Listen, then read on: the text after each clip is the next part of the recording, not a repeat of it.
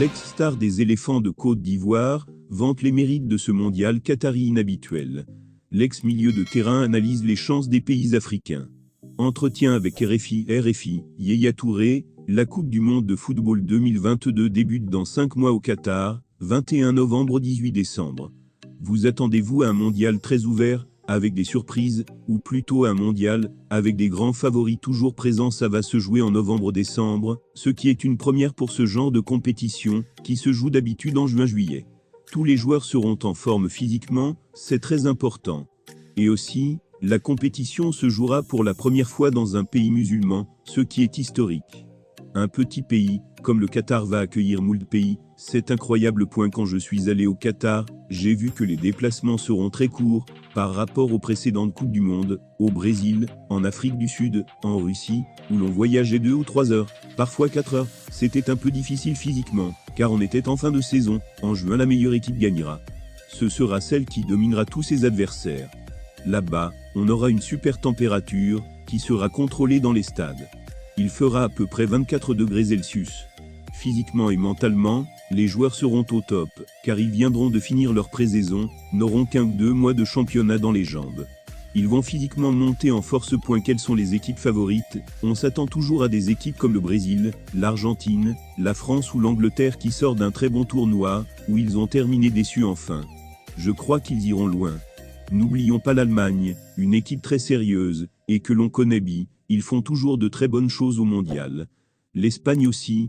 La Belgique, on ne sait pas trop, mais c'est une équipe qui monte en puissance en Europe, et qui est première au classement mondial de la FIFA. Je pense qu'il y aura des équipes très joueuses, et des outsidés derrière qui attendront les opportunités.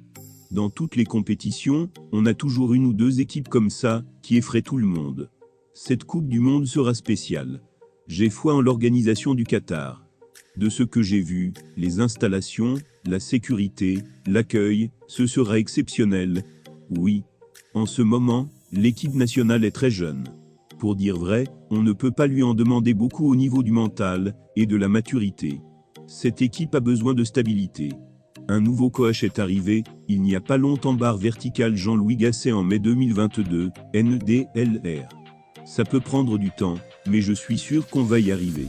Après la génération dorée, mon frère, Colo, Didier, Drogba, Salomon Kalou, Gervinho, moi, il y a eu un gros trou derrière. Il faut être patient avec eux. C'est vrai que ça ne va pas être facile. La Côte d'Ivoire s'était quand même qualifiée pour 3 Coupes du Monde d'affilée, ce qui n'était pas facile. Peut-être que la prochaine fois, les jeunes surmonteront cela. On verra bien avec la Côte d'Ivoire. Vous avez disputé 3 Coupes du Monde d'affilée, dont la première de 2006. Avec du recul, qu'est-ce qui avait manqué aux éléphants? Pour passer le premier tour, tout y était, mais quand on regarde les poules, on ne peut pas trop se plaindre. C'était déjà un plaisir de jouer contre le Brésil et l'Argentine. En 2006, on était dans la poule de l'Argentine, avec des joueurs comme Roberto Ayala, Lionel Messi, et Hernan Crespo. C'était de gros joueurs. Préfèrent jouer en Coupe du Monde contre l'Argentine que contre une équipe méconnue. Mais quand tu tombes dans une poule avec l'Argentine, les Pays-Bas et la Serbie, ce n'est pas évident quand même. Nous étions une équipe jeune, nous n'avions pas assez d'expérience au niveau international, on n'a presque jamais eu la chance de tomber dans une bonne poule. On voulait faire bonne figure, mais ce n'était pas évident, parce qu'il y avait en face de gros joueurs expérimentés, de vraies machines. On avait la bonne attitude, mais contre ces équipes, il fallait être très concentré pendant 95 minutes, des joueurs comme Kaka ou Cristiano Ronaldo pouvaient faire la différence en un rien de temps. Dans le groupe A, il y a Qatar, l'Équateur, le Sénégal et les Pays-Bas. Je crois que le Sénégal est une très bonne équipe actuellement en